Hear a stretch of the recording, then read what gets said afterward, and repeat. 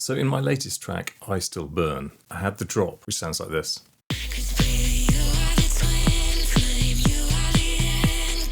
Which sounds okay. I felt it was lacking something, a little bit of drama, a little bit of intrigue. So I added an ARP, which is a serum preset. It sounds like this.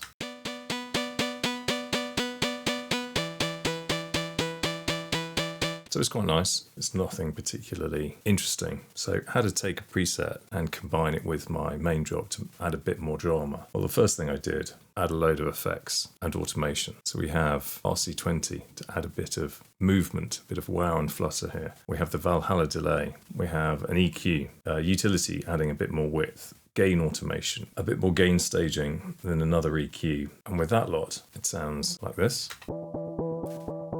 So the drop builds, still kind of okay. The final thing is I added a sidechain compressor. I used Shaper Box, it's just a volume ducker linked to the kick. And because the MIDI notes are playing, at least this one here is playing at the same time as the kick, quite a few of these notes will now be ducked out when the kick is playing. But also during the drop, there are these two sections where there is no kick.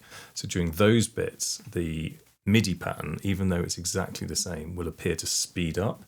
So at the end of this 8-bar loop, the drama increases and it sounds like this. You can hear how it's building, but watch the change here when the kick drops out. And if I add everything else back in, it's getting bigger and bigger.